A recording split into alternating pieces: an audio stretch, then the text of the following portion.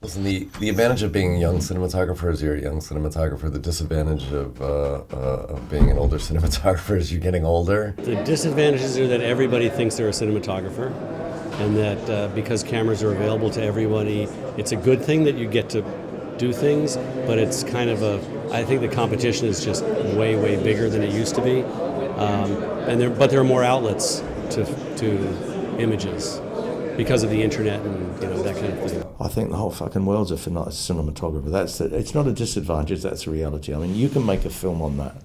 I was just talking to another guy here and I said, you know what? I would like a competition, said cell phone, one charge of the battery, you make a 3-minute film. And boy, does that thin people out. And they did have a category for films made on cell phones a few years back. I think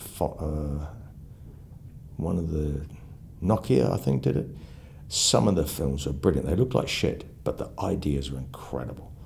Absolutely incredible, which is what it's about in the end. Certainly with the technology, it's very, very approachable now. To be a director of photography, you can have a Sony A7 and a beautiful lens and make a beautiful 4K picture and go home and open up DaVinci 12.5 and do a nice color correction and take it to a local theater and put it on a DPX file and watch it on the screen, and it looks fabulous. So, these are advantages now for young DPs.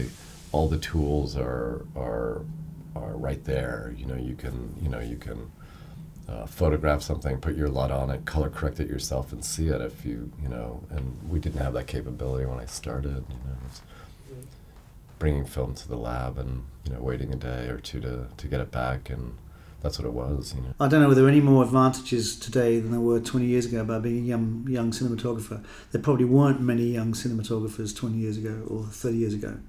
And what has happened in the last 20, 30 years, certainly 20 years, is kind of a slightly development in the anti-elitist direction, so that shooting mechanisms, cameras, iPhones, prosumer, consumer, semi-professional cameras, DSLR cameras, etc., they become on the market and become so powerful compared to what we used to have to struggle with like 20, 30 years ago. And also access, and the limited access to stuff that could really make good images and sound. Good cinematographers rise to the top, and I think it's, a combination of perseverance and hard work and,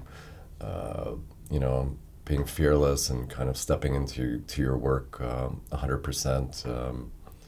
And hopefully getting the opportunities when you're young to kind of move up and shoot some films if that's what you want to do. Work and study with professionals and learn from people who have experience and can basically, you learn from experience. You learn the ways to do things, the rules, and then you know what to break. You can go on your own, but at least you have a basis. I think there's 7.4 billion people in the world, and there's going to be less than 100,000 cinematographers, so we're looking at a less than 0% of people in the world that do this job, and we're all very fortunate doing it. So